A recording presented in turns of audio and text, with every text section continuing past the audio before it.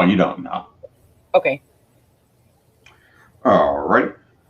Hello, guys. If you just give us a second, we're going to give the Facebook algorithm to possibly start bringing folks in. Because you know what happens if I try and do it. They just go ahead and throw me in jail, the lovely Facebook jail that I don't want to see the cell of anymore. I have been out for almost a whole year now, and I'm kind of happy about that.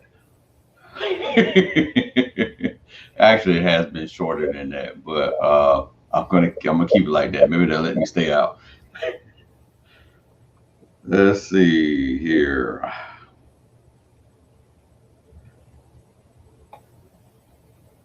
Mm-mm-mm.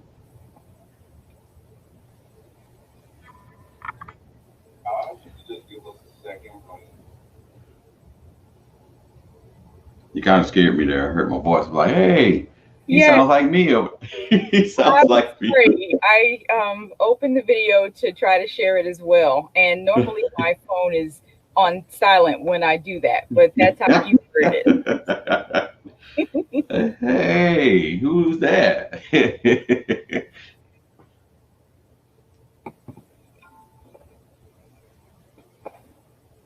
All right, so I got my two shares out. You know, I'm at a 3 share minimum. So yeah, and we have maybe like a how about like three more minutes. Just give a little time here. And question before we jump into it, since we got like a little room, and it's Absolutely. about the show. I'm still gonna kind of ask you the same thing once it gets started, but so don't go in great detail. But did you come up with this after reading it, or after reading it you was like, like years and weeks later? When you say this, do you mean the book or the Yes, presentation? the book. Oh, okay. I read the book the first time in 2004, and I didn't write TruthSpeak until 2016. It was published. So Okay. I've had to review some of the content just to refresh some of the finer points. But no, the five love languages didn't inspire my book. They just work together. Gotcha. Okay. All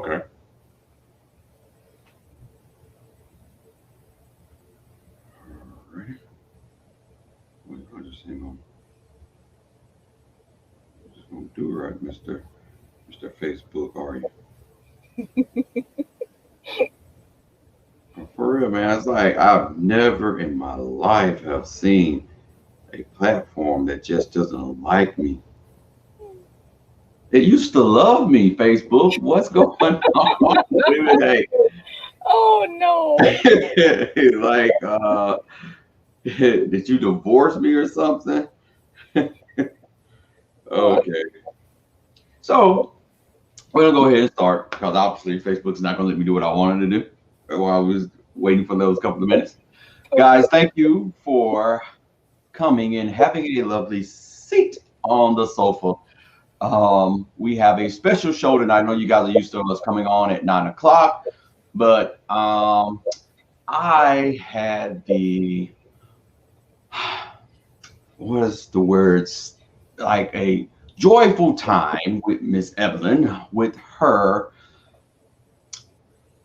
deep thought of the love language. And I just really wanted to give her another platform that she can go back over it again with you guys because I really feel like a lot of people know about the book, a lot of people know about the language, a lot of people kind of feel as though that they're doing it, but some of y'all are not doing it right. So I just thought maybe she can break it down a little bit more and, we can get a little more detail about it.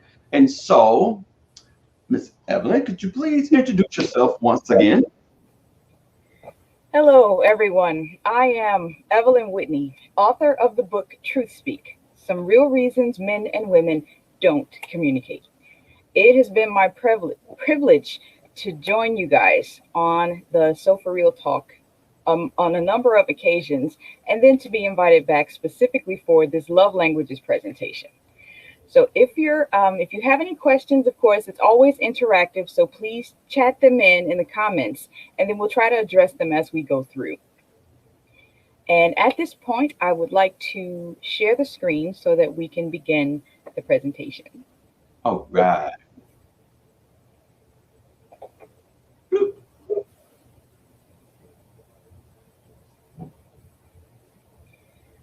So we have, of course, here this is the Five Love Languages is a book by Dr. Gary Chapman, and the presentation I am presenting to you from my reading of the book.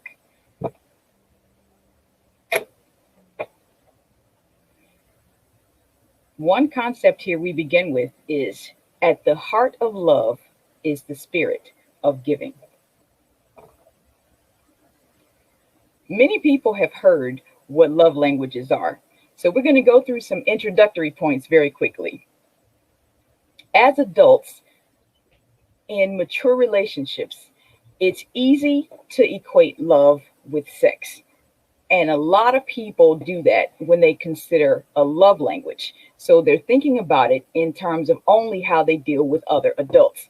The truth is, children and teens have love languages too. And they also differ from child to child and from teenager to teenager, just like love languages differ from adult to adult. And if I had to guess, I would say that for children, the most prevalent love language would be words of affirmation. And that's because children are growing up. They need to experience their place in the world. They need to recognize where they are and to be continually affirmed in their value. Given the variety of experiences that adults have, it would be hard to quantify one that would apply to most adults the same way that words of affirmation would apply to a lot of children. But the whole premise is children and teens also have love languages. So it isn't just strictly dealing with adults. And one of the reasons that I moved through those points very quickly in the introduction is, truthfully, yes, children and teens do have love languages, but that's not what we're going to be talking about. We will be talking directly about adults and how adults can use their love language to communicate effectively their affections for the other person, and as well how to receive those efforts in communication. We do have to consider, though, this premise: love cannot be demanded. Thus, with loving kindness have I drawn thee. That is a scripture from Jeremiah 31:3. As we begin, we would like to set some parameters for how the discussion will go. Throughout the talk, we're going to say primary love language, and in the presentation, it'll be abbreviated PLL, or just love language, LL. And then also, many love language talks explore what they are, and they show how to exhibit love languages in that way. However, there is not equal emphasis placed on the things to avoid. This particular talk will explore those points for an expose on the potency of having a love language and using it properly. So now with the first love language, words of affirmation. I say first simply because it's the first one written in the book. There is no necessary order of them that you have to learn this one before you learn that one, and you have to learn that one before you learn that one. They aren't successive in that way. It's just first in chronology as the book is written. So if love language is the one that, if words of affirmation speaks to you least, that's okay. If it speaks to you first, that's also fine. There really is no priority order in the love languages, except what your experience dictates is necessary for you. So let me ask, not to interrupt, is it great to know all of them, or is that something that you will get into? It is fantastic to know all of them, absolutely. because most people are able to receive love in all five of the languages. However, the primary love language is the one that speaks to them the most, the one through which you can communicate the most easily, the one that has the most effective response in the recipient's experience. That one is the primary love language. The other ones are important, but the primary love language is the one that has the most impact. Okay. So for words of affirmation, quickly we ask the question, what is it? It is using words to build someone up. If words of affirmation is that person's love language, there are some things that we want to emphasize. Encouraging words. You can do it. I support you. I'm in your corner. Kind words. You look good today. It's good to see you today. I'm glad you're here. Humble words. For this one, I need to present a question versus a demand. If there is an example of something that I need, humble words would be, it would really help me if you did A, B, C, and D for me. As opposed to, why haven't you done what I asked you? So humble words, we should emphasize if the person to whom we're speaking has a primary love language of words of affirmation. Honest compliments is a very important point. People think in general that women eat up compliments just because we just love being told that we're fantastic. No, women don't love compliments. They love genuine recognition for their effort. And that's the difference between an honest compliment and just some empty words that will ultimately show as empty, because all you do, you keep saying it and there's nothing else to it. If your compliments are honest, they will go very far for a woman whose primary love language is words of affirmation. So with that being said, I'm glad that, and I had actually meant to ask you that last time. That's why some of my compliments just go over the head, because that might not have been that person's love language. Because sometimes I compliment people and they be looking at me and they like, okay. And they going on about their business. I'm like, ooh, rude. Okay, but I was just trying to be nice. I'm sorry about that. But as we're talking about one of the things that will make this talk different from the other ones, right now I'd like to focus on some things to avoid if the person to whom you're speaking has a PLL of words of affirmation. Avoid being critical. If a person's primary means of receiving love from another person is through words, if you are critical toward that person, you can break them down just as effectively as your kind words can build them up. And the things that we should avoid when we're dealing with love language speaks to the balance and the potency of the premise of a love language. It isn't just about the good things you do and the fuzzy feelings you want to get. It's about those things that you should avoid doing for the preservation of that person's knowledge of your affection for them. So if someone's love language is words of affirmation, or you're trying to speak to them in that way, avoid criticism. Another thing you should avoid is empty compliments that we were talking about earlier. It's just the idea that once you say them so often without the substance behind it, it becomes worthless. There is no value in it. And that is one of the things that I don't think people recognize about the plethora of comments that they want to shower women with. They feel like women just want to hear that they're fantastic and everything is perfect all the time. And no, that isn't what most women are looking for. Most women want to see that you recognize whatever their effort is. And when the compliment is honest, that is what comes through, versus just empty compliments. You don't mean any of it. You're not even serious, probably. You're just saying all this because you think you're supposed to. The value of it's gone. You might as well be quiet. Okay. And that's how empty compliments work to destroy a person, versus honest compliments can build them up, if their love language primarily is words of affirmation. So we're seeing again that the potency of a love language is that it's just as effective in breaking someone down as it is to build them up. And that part isn't what people talk about mostly. All they focus on is what to do. We're going to be looking at what to avoid so that we maximize the potential of knowing how to speak to someone's heart. Okay.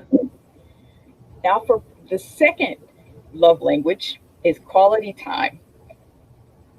The definition by the book is undivided attention. For undivided attention, we emphasize a number of things. Togetherness, and that's specifically on page 64. We emphasize quality conversation and quality activities.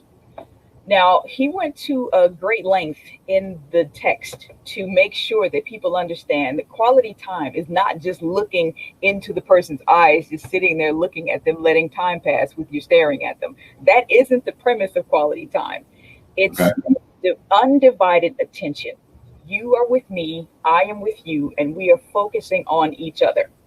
Conversation can accomplish that quite easily because you're sharing, you're talking to that other person about what's going on with you, and you're receiving from that other person what's going on with them, and that creates that sense of togetherness through conversation. Quality activities achieve the same means when they do these things together, and that sense of togetherness is fortified. Now, here's one of the things that I had a question about. Watching TV. Some people would consider watching TV together as a paradox to the undivided attention that quality time is, because undivided attention means that there is no TV. It means that there are no other people in the room. It means that there are no other distractions and your focus is that person. So how then does watching TV together become an active quality time activity? So you trying to tell me us watching Loki this morning, it was not quality time? You just done hurt my feelings, boy. I'm actually making the point exactly of what you just said. When people decide together that what they want to do is watch a certain TV show, it still bonds in that act of togetherness. And we've actually seen the opposite of that in TV and jokes. When one partner in the relationship has found that the other partner has run ahead and watched 2 or 3 episodes ahead where the other person is. So yes, quality time can be accomplished when you're watching certain TV shows together. At the same time, that thin line should be careful not to be crossed, that the TV is becoming more of an object of your attention than the other person, when the point is to be together in the activity. Okay. So for the quality time love language, the things that we should avoid: ignoring them, not paying attention, canceling too many dates, long absences, things like that. For a person who receives love and attention through quality time, ignoring them is detrimental to how you can make them feel. Canceling too many times shows that your priorities are whatever you're canceling for, rather than the individual that they are. And some people travel for work, so some absences can't be avoided, but extended long absences can really drain on a person whose love language is quality time. So with that one, you have some of these silly ideas that people text and you leave them on red for 4 or 5 minutes before you go back, or you don't text the first day and you let them wait 2 days before you text back because you don't want to seem desperate. Could you put that at long absences? To be honest, no. Oh, dang it. The reason I wouldn't consider those long absences is the state of the relationship at that point. If people exchange phone numbers and exchange contact information and try to begin a relationship, they do follow all of these needless societal constraints about when you should call and what it means if you call too soon and what it means if you don't call soon enough. All of those societal rules do more to prevent people connecting than they really do to build the connection that these people are using these erroneous means to seek, which makes it ridiculous to me that people still do those things, but they do. Nonetheless, hopefully in the beginning, they grow past those foolishnesses and into a structured relationship. Once the relationship is structured and that person's love language is quality time, now we're dealing with long absences being what can deteriorate their belief in your attention and affection for them. So we're looking at activity is a vehicle that creates that sense of togetherness. And this is the action with emphasis on the way that you are friends in a relationship that you draw from when times get difficult. That was actually the way that he verbalized this premise in the book. The things that you do together, the ways that you express your friendship with that person are easily conveyed through this quality time vehicle. And it's those things that you remember having done together, those memory banks, those memory bank experiences that you build on in the future. If you have some difficulty and you want to look back and say, this is where we are, this is how we got here, but before the problem arose, this was the condition of the relationship. So let's try and get back there so that we can see where we may have veered off. Quality time builds those events. Quality time builds that memory bank of those events from which you can draw and get the positive aspects of your relationship when there might be trouble in the future. So this is very important for many people who understand that you talk a lot about marrying your best friend. You talk a lot about having the friendship with your spouse and not just the marriage with them. And that friendship is normally demonstrated through these activities spent in quality time. The next love language we're talking about is receiving gifts. And receiving gifts are simply visual symbols of love. That's it. It's not complicated or even multifaceted. There's just a visual symbol of love.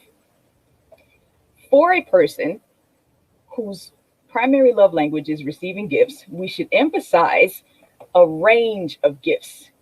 They don't always have to be bought. They don't always have to be made. You can find something that you know that person would be interested in. They could range from a hardtop convertible car all the way down to a flower that you picked on the way to see that person. It's just a visual symbol of your love for them. And one thing we have to consider is some people feel like trying to communicate love to someone is very difficult. It doesn't have to be when you approach it from the position of what they're looking for, as opposed to what you have to do and have it overwhelm you because you don't know. There are easy ways to find out, and presentations and information like this is one of the vehicles that people can use to determine their own love languages. So also for someone who's receiving gifts primary, the gift of self and the gift of presence. Essentially, if there's a difficulty or some type of thing that's going on, all you need to do is be there. You may not be able to come up with the $1 or $2 million that would solve the problem monetarily, but if you're there with that person, they remember that. You may not have the ability to remedy whatever is going on, but if they know that you are with them, that is the gift of self, the gift of presence. And that is critical for people whose love language is receiving gifts. But one of the other things that we'd like to also avoid if someone's love language is receiving gifts, don't wait for special occasions. It doesn't have to be a birthday. It doesn't have to be a holiday. It doesn't have to be a work anniversary. Any time, any reason, any day is the beauty of communicating love through a visual symbol to a person whose primary love language is receiving gifts. Another thing we want to avoid is focusing on the cost of the gift. If you give someone something very special, let's say it's a piece of jewelry. When you tell them, I bought you that jewelry because I wanted you to have it, but we could have paid our utility bill for a whole year with the money I spent on that. You deplete the gift of any value that giving it was supposed to convey to the receiver if is their primary. So do not focus on the cost at all. That will obliterate the significance of the gift to that person. So Dr. Chapman says on page 77 that this is actually one of the easiest love languages. Make a list of the things your partner has spoken about receiving, or you can ask their family and friends, things that they might want. So again, on the principle that love languages don't have to be difficult, sharing your affection for someone doesn't have to be difficult necessarily. This is one of the easiest love languages to learn, because it isn't about you being overwhelmed with the enormity of what it could mean to show someone you love them. Ask what they want and deliver. I think people just really make that harder than what it is, and it's really that easy. And I've learned that over years that it's just best to ask. Now, I do love a surprise, but then that's why you ask prior to the surprise to figure out what you're going to surprise them with. Yes, absolutely. Absolutely. And question on the receiving gifts. What is the difference between the gift of presence versus quality time as a love language? The difference in this is very simple. A crisis. When you are offering yourself in the gift of presence and the gift of self, it's because something traumatic has happened. A family member has fallen ill or has suffered an accident, or some awful thing has happened that you are with that person in that moment to be with them. Quality time is a decision to focus on that person without a crisis. There is no reason for it other than the fact of just being there. Okay. So there are people who had a question about why isn't the gift of presence equal to quality time? And it's really not, because where the person is to receive your presence is a whole different thing. If there's a crisis going on, they're kind of focused on the crisis and getting that remedied, whatever it is, and they need your support in being there. Quality time is designed to prevent them from feeling like you are not for them, that you are not in their corner. It builds what you have with them, versus a crisis situation implements what you have. So that's one of the ways that we could simply articulate the difference. Quality time builds what you have with them. The gift of presence calls upon and falls back on what you have with them. Okay. For the next love language, we'll be dealing with acts of service. Now, in his definition, an act of service is simply doing things you know that your partner wants you to do. When we talk about what to emphasize, doing what they ask you to do. We've had this conversation multiple times between men and women about why men and women have different priorities about when the trash should be taken out. The woman asks the man, will you take out the trash? He doesn't for 3 or 4 days, and that becomes a problem between them. If you are interacting with someone whose primary love language is acts of service, just do what they ask. That is simple. Just like you mentioned before, there are easy ways to communicate love to someone if their love language is acts of service. Do what they asked. And we also brought out the point in another seminar that some of the men hear what the women are asking about trash and they Uh-huh. don't think it's important. So they Yes. don't act on it because they don't think it's important. And many times that's the reason that it becomes such an issue between the two people because she has presented a need and he has not responded to that need, or his response is to ignore it. And to be frank, that is what the issue about the trash can is really boiling down to. That's what the issue really is about. It isn't just about the trash sitting there. It's about, I've asked you to do this particular thing and you've chosen not to do it. And this is how your choice not to do it is making me feel. So it doesn't necessarily have to be the trash can. It can be anything in which that train of circumstance in their feelings has been manifest. Okay.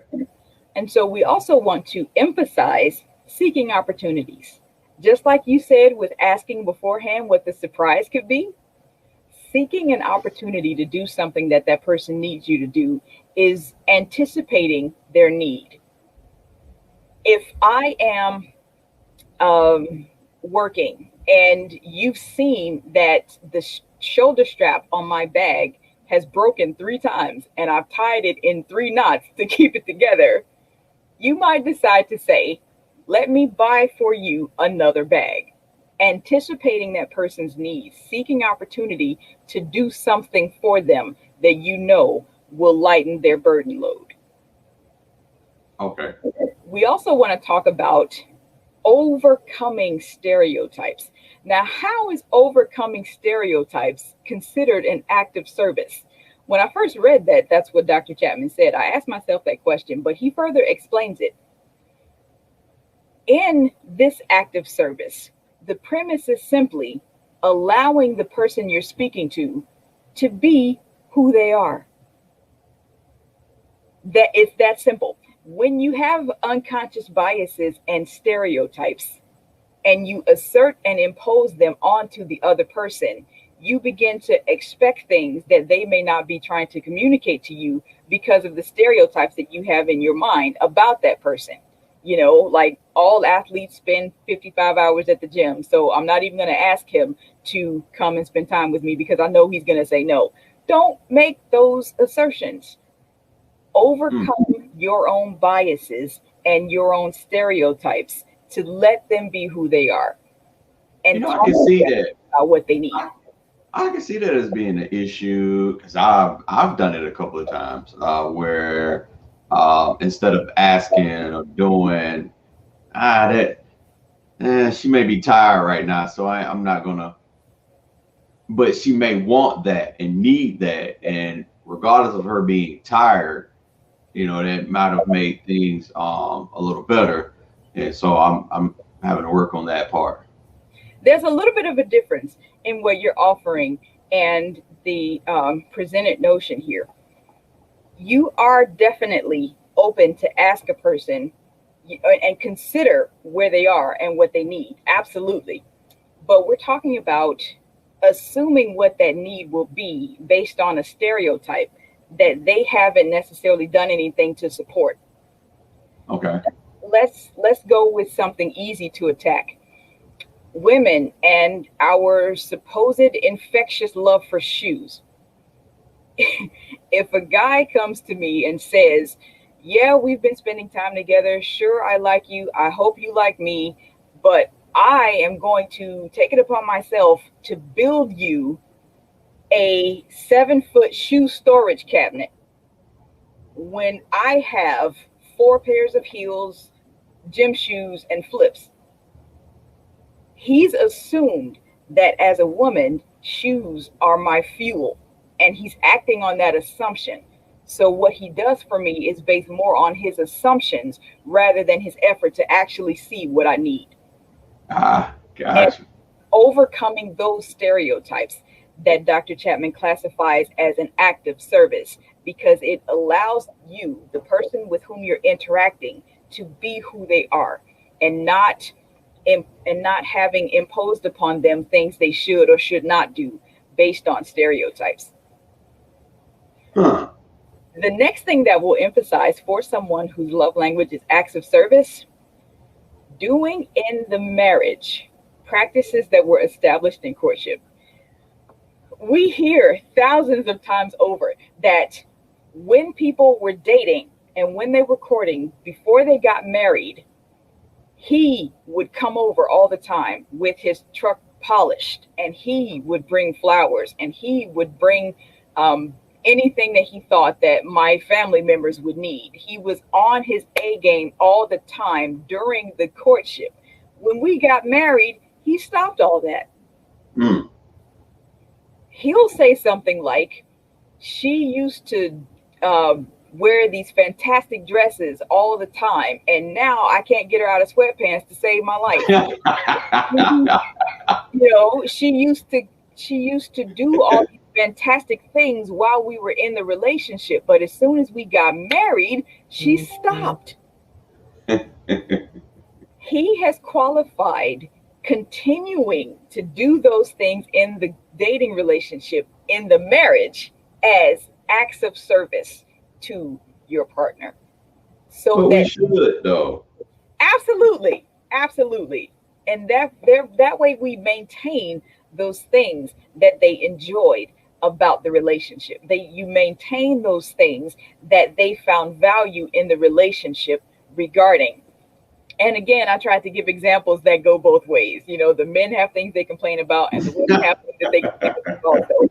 But the continuance of those things that built the foundation of your relationship are considered acts of service.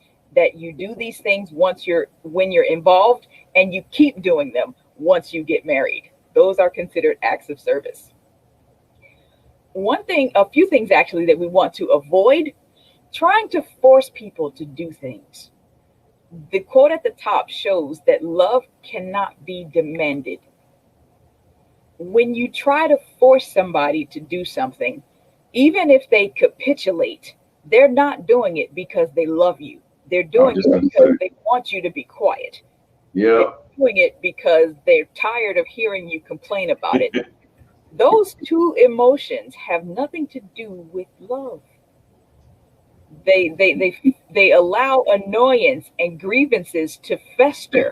So if someone's love language is acts of service, trying to force them to do something is going to work against the notion that you're trying to build in your connection to them. This one, allowing someone to use you. Fortunately, I've seen this more often in women than men. Men can do it. I know that you and I have talked about that. But there are women who say, I know this man is broken. I know that he screams at me because he has all these traumatic past issues. I know that he takes my money because he's trying to find a job and he can't find one right now. So when she's submitting to those things, yes, I said that on purpose, in allowing herself to be used for the supposed betterment of that other person, that is not the true meaning of an act of service. She is, I'm going to say this very firmly, and it's true, she is wrong if she believes you're that hindering that person. Would be an act of service. Exactly right. She is enabling. And That's the word I'm looking for. That enablement becomes the hindrance that you said a moment ago, because they're not going to be motivated to change anything if they know that she won't make them, or that they won't have to, because they will be enabled in those bad vices. So allowing someone to use you as you claim that this is how you show them love, that is not an act of service, and we should avoid that at all costs. On the front side of what we emphasize, doing what is asked, is the counterpart. needing to be asked something 62 times. If acts of service is someone's love language, to have them need to ask you repeatedly to do what they've asked speaks against your affection for them. That's not going to communicate love for them. And that's going to create the same problem in acts of service that ignoring them creates for quality time, that focusing on money creates for acts of service, for receiving gifts, I mean. So you have these things that you have to avoid when you're trying to convey your love to someone in these particular ways. If you do those things that you should avoid, if you do those things that you should avoid, you do not communicate love. You communicate rejection. And that's the importance of understanding the balance of what you should do with certain love languages and what you should avoid, because it is a blending together of those two notions. Blaming someone is another thing that you should avoid, because that can usually go both. You can go around and around with blame. I did this because you did that. Well, I did that because you did this and so other. I did this and so other because you did that there and the next. That will continue. And acts of service is, as an expression of a love language, will be obliterated if you constantly blame the other person. Here's the one that I think people had some kind of questions about. Infidelity. How is infidelity an act of service? Well, let me show you.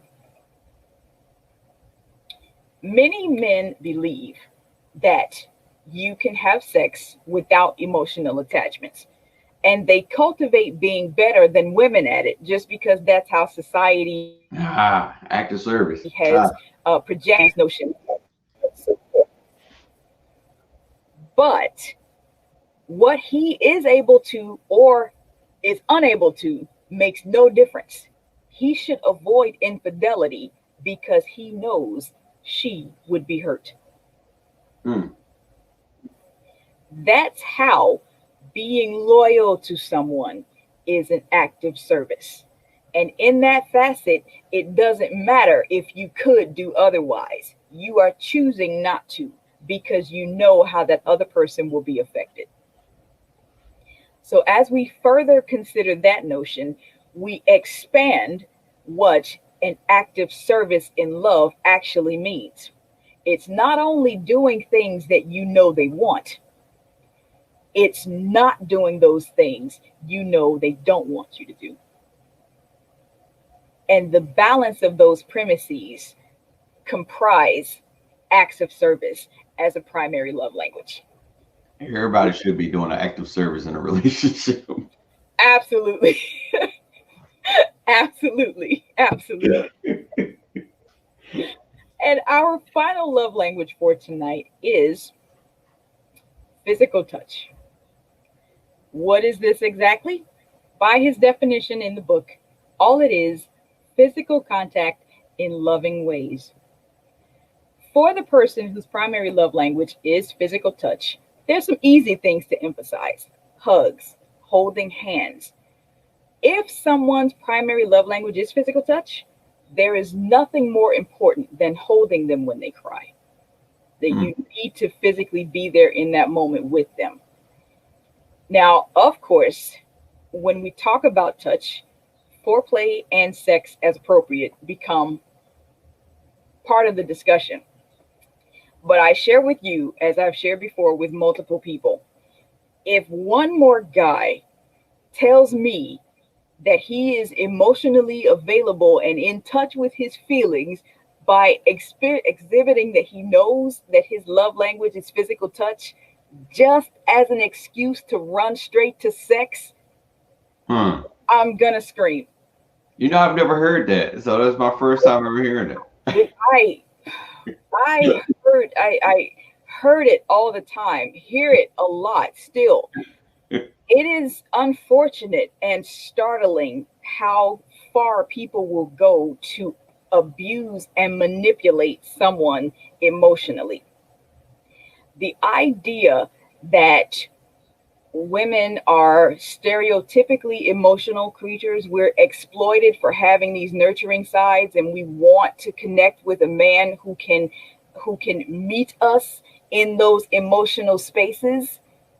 All of those notions, some men exploit when they try to present themselves as emotionally in tuned enough to know what their primary love language is, and then to have that love language be touch just as an excuse to run the sex.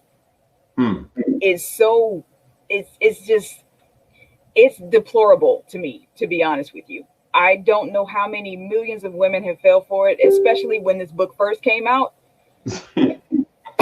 Oh my goodness. But just as a simple point, no, guys, listen, please. You can't just tell a woman that your primary love language is physical touch and expect her to want to have sex with you every time you get ready under every possible condition that you can imagine.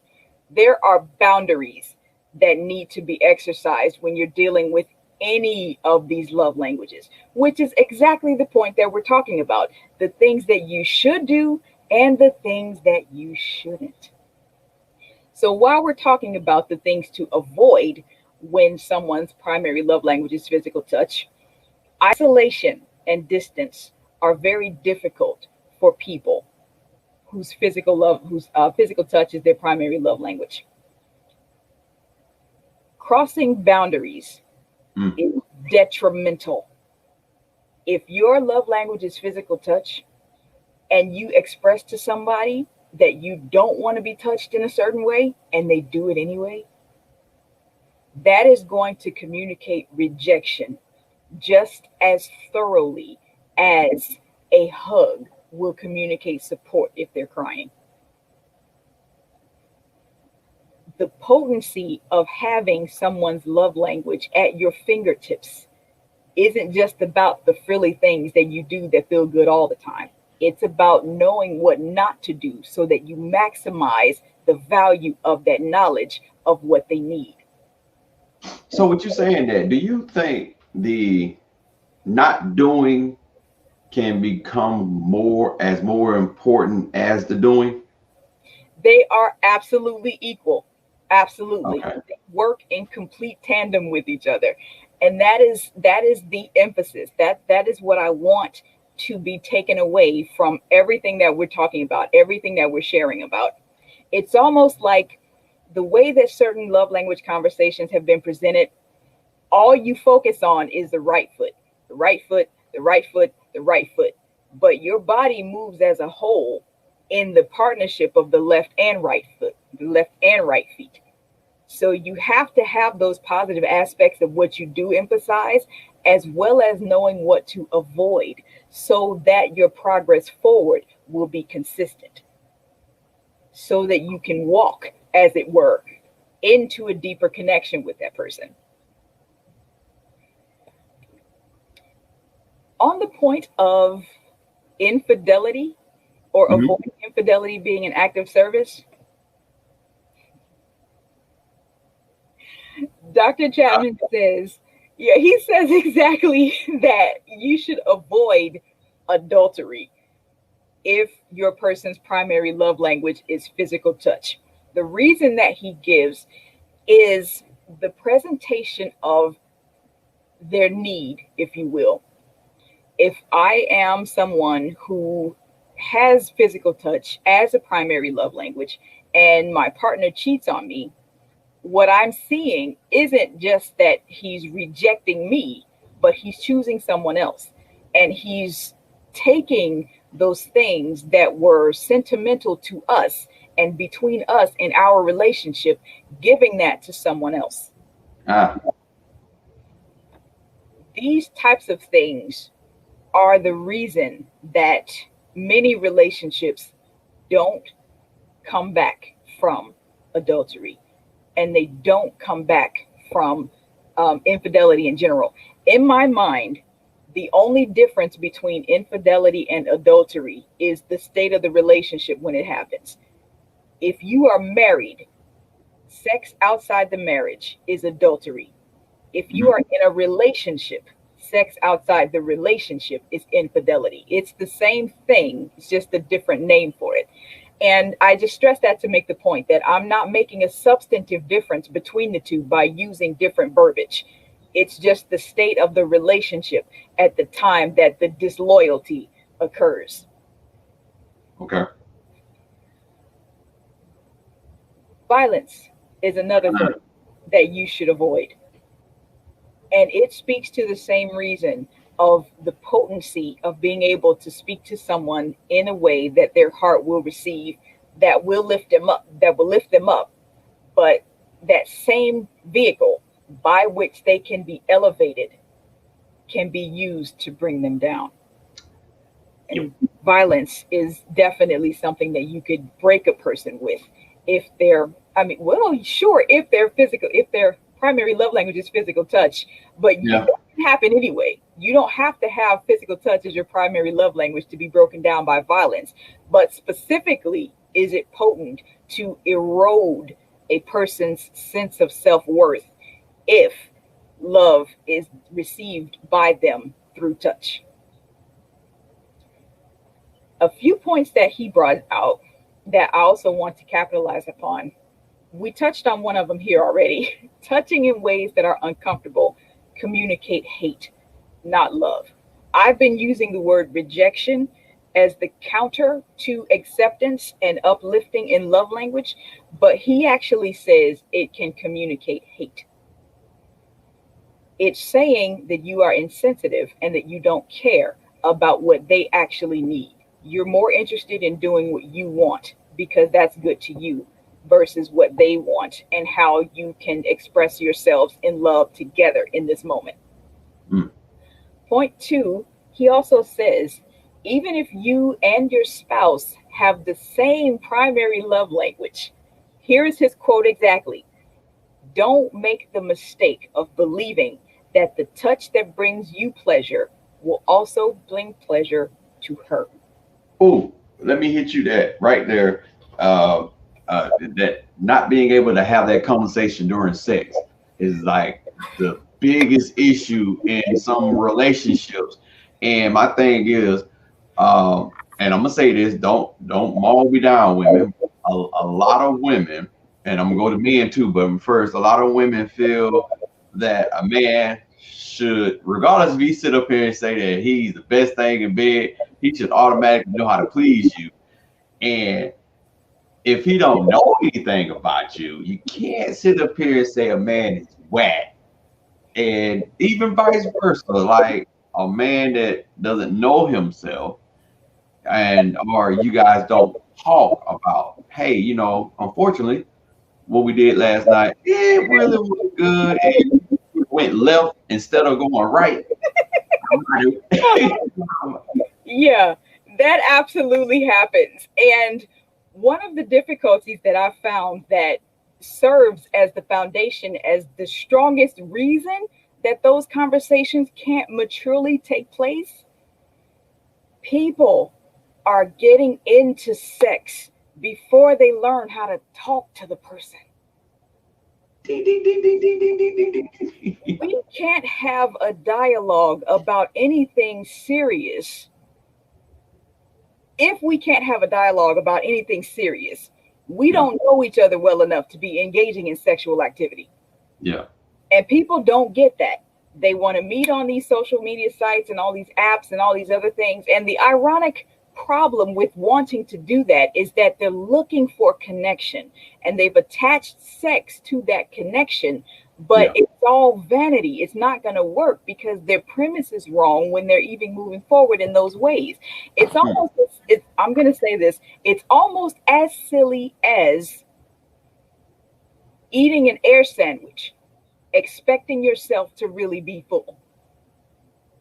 I like that. That one was good. Because them air sandwiches, they're very tasty at times.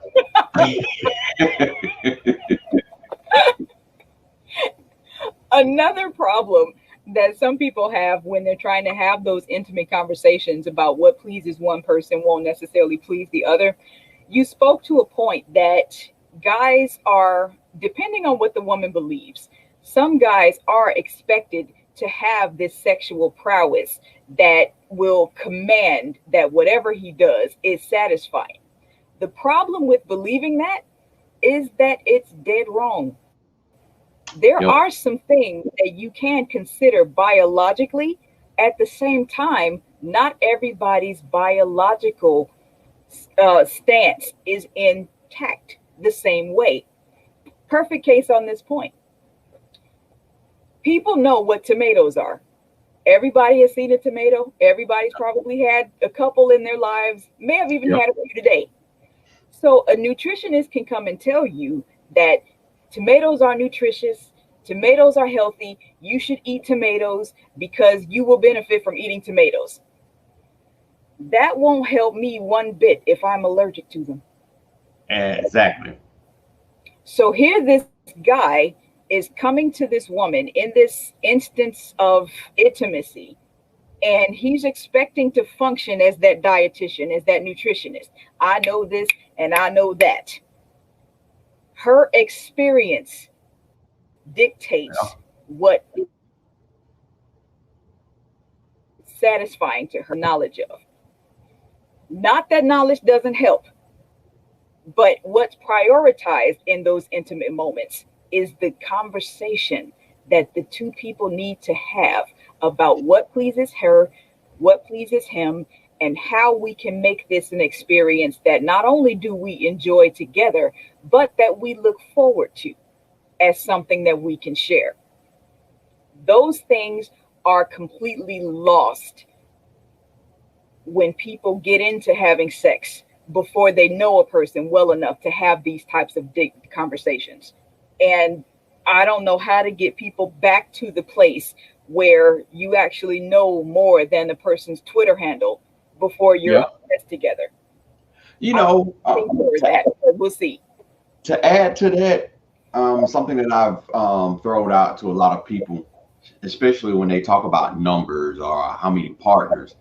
I'm like, a person that maybe had five partners versus a person that's only had that one person for, let's say, 20 some years, Mm. um, can still, and I'm using a car reference, can still have more miles than a person has miles of experience than a person with five people, which goes to what you were just stating. So that experience level is higher. And so just because this person, okay, I did something with five people versus that person that's been with that one person, they could have done a plethora of things that has, when you come in, which men think they are just all rulers when it comes to the bed situation.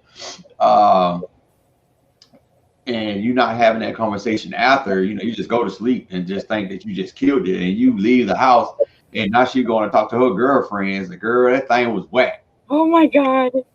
Yeah, I totally agree with that. Absolutely agree with that. And in I know that there are a lot of women who are not going to like what I'm going to say. I don't mind that. For me personally, it makes no sense for women to fake satisfaction. Hmm. If they are not being satisfied, they should say that. Now, of course, What? I if they are not being satisfied, they should say that. It doesn't have to be that she tells him how inept he is in front of all his friends and cursed the day his mother was born. I'm not saying it has to be disrespectful, but it goes to the point of having the conversations about what pleases him, what pleases her, and how they can come together in this experience. Because women will do that all the time. They act Yeah. like the men have done all of these magnificent things, and they lie to him about how thoroughly satisfying he was. And then they go to their girlfriends and they talk about, oh, I'm trying to keep this PG right now. Uh, It is not they talk PG. Don't about worry about they talk about lacking in size. They talk about lacking in stamina. They talk about all of these ways that he has lacked and how unsatisfied she was with the whole encounter. My question to her became, if you drove your car through a car wash and it came out with more mud on it than it had when you drove in, would you not talk to the people at the car wash to either get your money back or figure out what happened that you did not have the experience that you expected with this person? But you want to know what some of them still do? They'll take their butt right back around in that same car wash and go go again. I need for my ladies to stop sacrificing yourself on the altar of his pride. Stop behaving as if when you tell him where he is lacking, he's automatically going to blow up and leave you lonely. You don't want to be lonely. You don't want to be sad. You don't want to be alone. So you just absorb the dissatisfaction that he's bringing to the relationship. Given how involved you are with this particular action, there should not be that much of a sacrifice.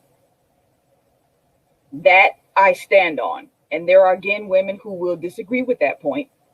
But the premise is always, you need to be able to talk to your person, talk to your spouse about what satisfies him, talk to your spouse about what satisfies her. And while I'm jumping on women for faking satisfaction, men, you have to understand something also. You don't really know everything as well as you think you know it.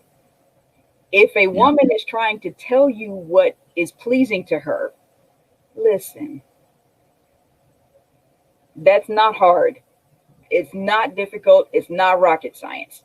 Don't feel like she's attacking you just because you're trying to have a conversation about what will be pleasing to both people. If you ask her what she wants for lunch and she tells you she doesn't know 62 times, you're comfortable with that. But if she tells you this is something specific that you could do, why is it a problem all of a sudden? Well, I do have the problem with the 62 time or not knowing what you want to eat, but but it just goes, that situation just goes back to that I'm a man and a woman don't know what she's talking about, basically. That's what that is. That's all that is. Yes, and that attitude needs to be demolished if you ever expect to have a healthy relationship with someone. Just absolutely just thrown out.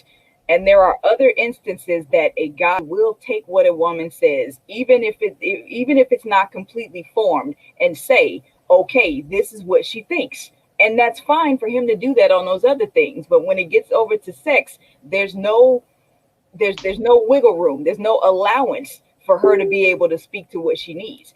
And he needs an attitude adjustment about that. Yeah. Point blank. The same way that women need to stop faking it, men need to stop thinking that they know everything. And with those two walls dismantled, you will be able to have a conversation about what will be pleasing for both people. And that was what we were talking about from page 106, where he said specifically, don't make the mistake of believing that the touch that brings you pleasure will also bring pleasure to her. The other point on this physical touch as a primary love language, in crises, good touches last long after the embrace. Lacking or absence hurts just the same. They remember you weren't there. Those speak to the other premises that we were talking about, the gift of presence, the holding them when they cry, things of that sort. That statement right there is another nutshell of everything that we're trying to encompass in this entire discussion. The good things that you do have potency for building. The good things that you don't do have the same potency for destruction. That is potency of a love language. It isn't just about the good, fluffy things that people also always talk about. It's about knowing those things not to do and avoiding those things that communicate rejection when your purpose in knowing a love language is to communicate love. Okay. And as a number of closing premises, we're moving on to the idea that there's some concepts here that we can elaborate on just a little bit further as we close. And can you all still see me here? Yes. Okay. Concept number one, the value of knowing your primary love language is just the beginning of how powerful a love language really can be toward an effective and functional relationship. Oftentimes, that's just where people stop, but it's really just the beginning. Concept number two, boundaries need to be set around the way that primary love languages are spoken. And that's the easiest one that we can talk to is about the physical touch aspect. When a person tells you, do not touch me that way, that boundary needs to be respected in order for there to be a cohesive love exchange and interaction between those two people. Okay. So your things are not coming up, but we still hear you. So you can keep going. Okay.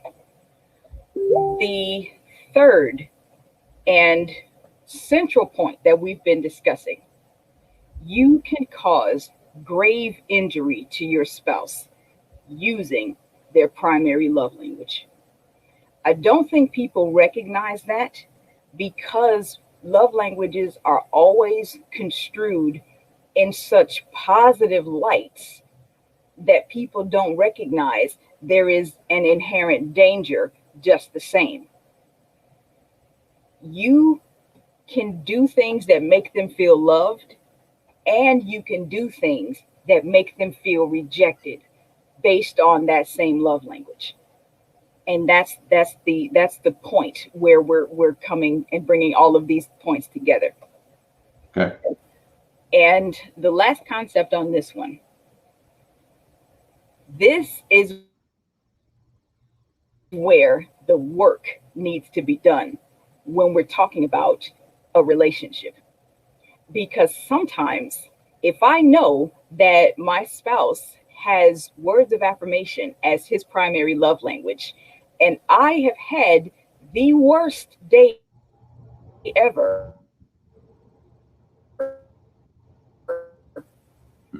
I don't feel like doing things that I know will enable his growth, even in that emotional moment. I have to come apart from what I would be feeling and what I would prefer in that moment to do what I know he needs. The same way it works if a man knows his lady's love language. There are times that he might be frustrated with her and he doesn't want to do the things that he knows would build her up. And it's hard to put a muzzle on our own self and our own feelings in order to build someone else. That's where the work of love languages comes in as far as a relationship is concerned. We looked at Dr. Chapman saying that receiving gifts was the easiest love language to learn, but we've actually talked about some easy ways that a lot of these love languages can be implemented. It's just a matter of us choosing to do that for that other person when we may not necessarily want to in that moment. But we make that choice to share that love because we know that that's what they need and that's how they'll receive it. And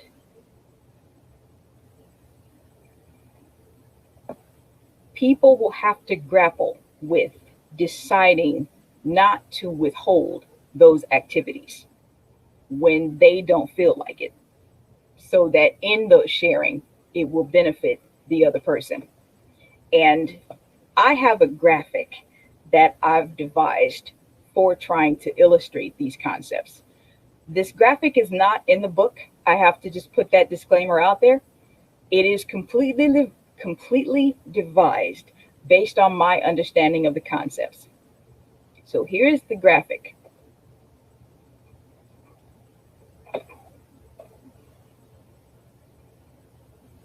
It shows you a step-by-step process to the outcomes that we've been discussing.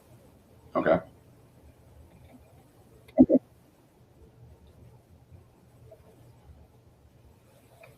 Just a little lag. Okay. So If you know the person's primary love language and you emphasize the person's primary love language, the notion that you express will be love. That sounds enough, and indeed it is. But because emotions are usually given this abstract presentation, people feel like they're a lot more complicated than they really are. But there are situations that emotions are very simple, and oversimplification is not always a bad thing when we're dealing with certain premises. So if we know their primary love language and we emphasize their primary love language, the notion that we express to them will be love. If we know their primary love language, but we ignore that primary love language, and we do all of those things that we're supposed to avoid, the notion expressed will be rejection. huh. And these two notions together comprise the value and the potency of knowing what someone's love language is. It isn't just about the positive, frilly things that we always structure love language conversations around. It's about doing those things. It's about not doing those things that would convey rejection in the same framework of that person's love language. Okay. So a question that may help people understand love language. Now, example, and I'm trying to make this quick so we can wrap it up. Let's sit up here and say that it states that my love language is act of service. Now, does that mean that's what I do for my partner, or that's what I want to be done to me, or both? I love that question. And I'm so glad that you asked it. When a person determines that their primary love language is whichever one it is, but acts of service for the example, if a person's primary love language is acts of service, that is the way that love is best communicated to them. Okay. That is the way that they receive the highest concentration, emotional understanding of someone else's affection for them. Okay. Again, we started with the idea that love language, all people can receive love through any of these ways, but there are ways that are more potent for some people than for others. And that's where we've devised the language, the primary love language versus love languages in general. But then we also have the question of even if acts of service is the primary way by which you receive love, that does not mean that your partner has the same primary love language. So whatever the partner's primary love language is the love language that you as an individual need to speak to communicate love to that person. Dare I say, especially if it's different than yours, because a lot of people feel like if I receive love the most through acts of service, then that's the same way that I want to show love, because I know what works for me, so it should work for everybody. No, that isn't how love languages work. That isn't how most things work. And the reason why I asked that, and the reason why I threw that one out there, because that regardless of how many times I take this freaking test, that's what it says, right? But service for me, it doesn't it doesn't matter, but I do it well. So now you don't confuse me. I'm like, act of service towards me does not. I'm not going to say it does nothing for me, but it's not a sense of if I don't get it, I'm bummed out. But I feel the need to have to do it though. Okay. Well, here's where I would address some part of your question. Number one, many of those online tests are, for lack of a better word, structured to pigeonhole. Well, now this is off the book. Okay. Yeah, this is like off the book. No other love language test. This is off the book, period, and off the book's website is. So let me clarify that last thing I said for anybody who has a question about it, and then I'll get back to what you're saying right now. When I say they're structured to pigeonhole, what I mean is they give the online tests give certain questions and answers that if you answer a certain way, that's going to project a certain outcome. So even if you aren't necessarily feeling the way that these answers are structured to box you into, you'll end up with an answer that may not be where you really are in terms of your emotional experience. But the way that some of them are structured will just take you down the path that they believe your best outcome would be based on the objective answers that you give. So that's what I mean by being structured to pigeonhole. That doesn't mean that those things are directly pertaining to you, because as most people experience, they're not.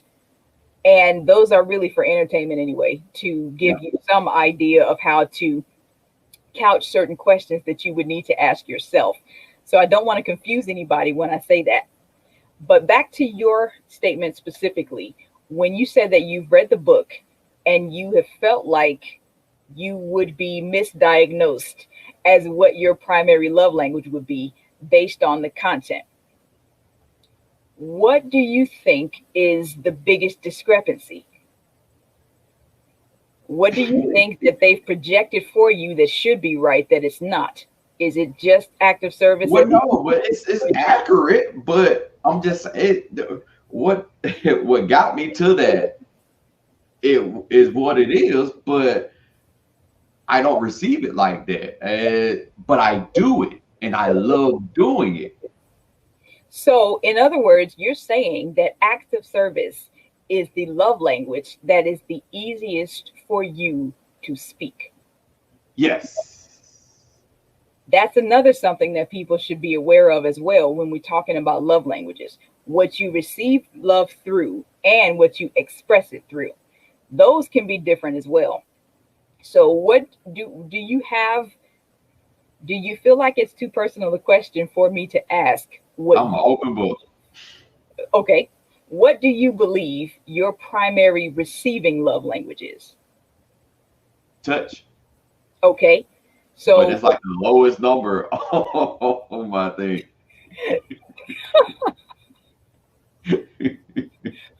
One of the things that I know that for me personally, when I was looking through the value of these love languages and how each of them manifest for me, one of the caveats I found was with receiving gifts. I love to receive gifts, but for me, the gift needs to be practical. I'm not one that you're going to give me 1,000 teddy bears and I'm going to love each of the 1,000 teddy bears and try to redress them and put clothes on them and things of that sort, like some people do in the receiving gifts as a primary. That isn't my shtick. However, I recognize that in receiving love through receiving gifts, that caveat has to be there. It has to be practical. It has to be something that you've seen me have a legitimate need for, that you actually give me because you're thinking about it. Not because you want me to shovel the driveway, do you give me a shovel? That isn't the thing I'm talking about. Like the example that I gave about my shoulder strap. If you've seen that it's breaking and it's about to fall apart and you buy me another one, or you sew that one and repair it, that's the caveat on the receiving gifts love language for me. And I said that to say this. You said that the way that you've read the material feels like physical touch would be rated as your lowest love language, but you feel it's your primary one. Uh-huh. Okay. That's fine. There's nothing wrong with that. But I think you just answered my question and why it doesn't affect me the way that it should. Okay, wait, whoa. What are you determining it should do? Well, an act of service, if that's my love language, the act of the act of service, the caveat, like you were just saying, uh, if it's done correctly, you feel that love.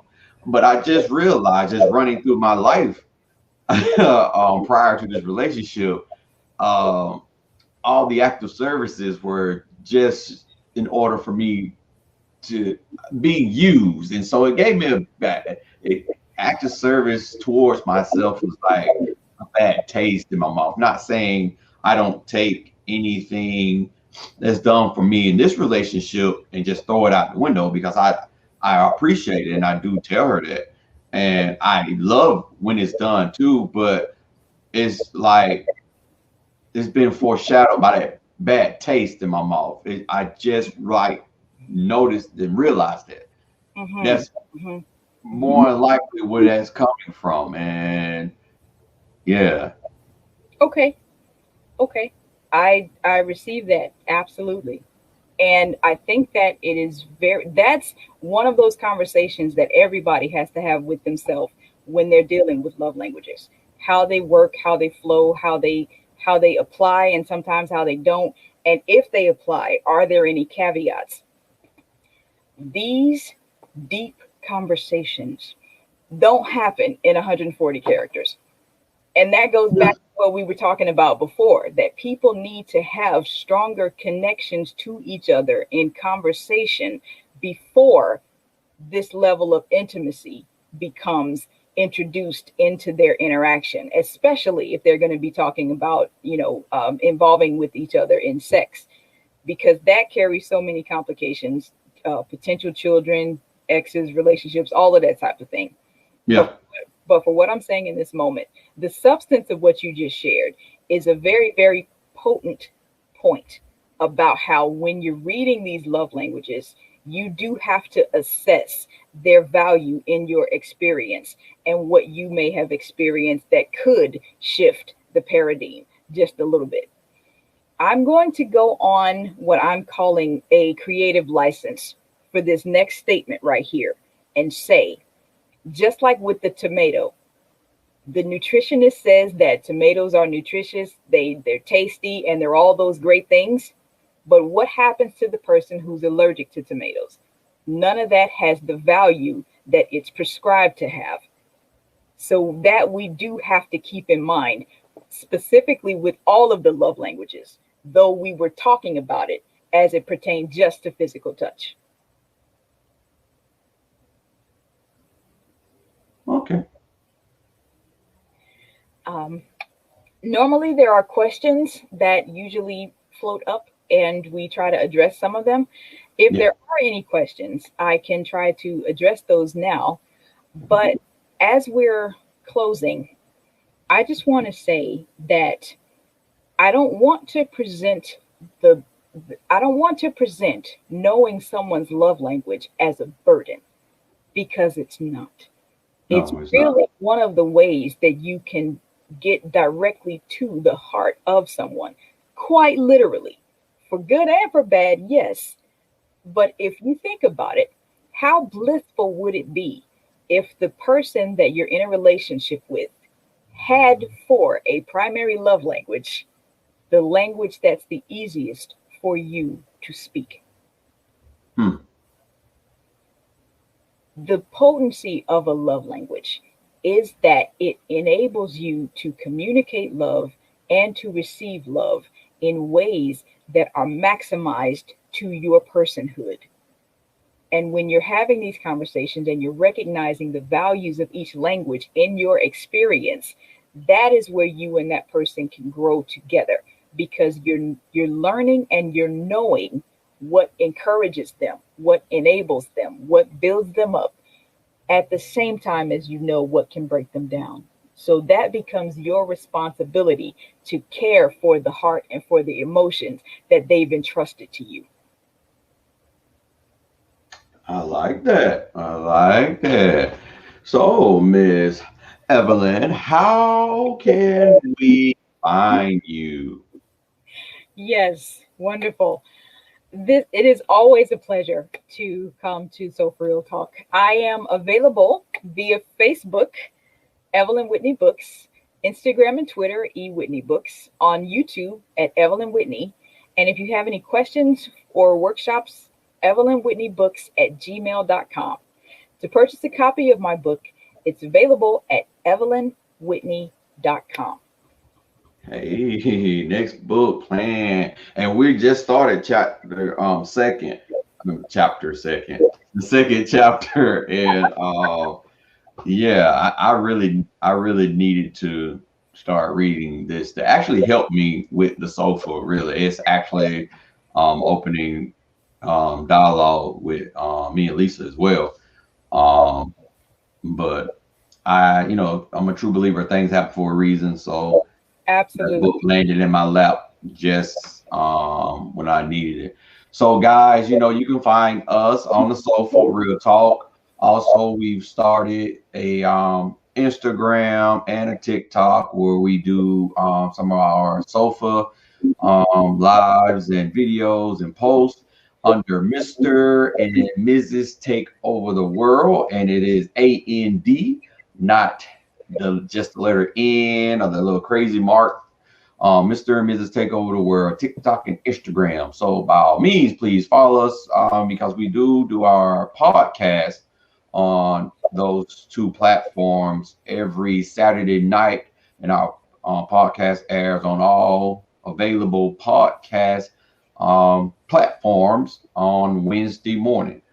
Makes me just think about the fact that I did not schedule the one that we did Saturday to today. So as soon as I get off here, I need to go ahead and post that right there. So I do apologize, guys. But again, we do appreciate it. There are some gems that was in here that has popped up in my head. I'm going to make some titles for. So definitely that's what I'm doing this week. I'm gonna try and get a week's load of titles available. So if anyone would love to come on, by all means, we would love for you to come up on the sofa and have a deep conversation. So with that being said, we do love you guys, and you have a great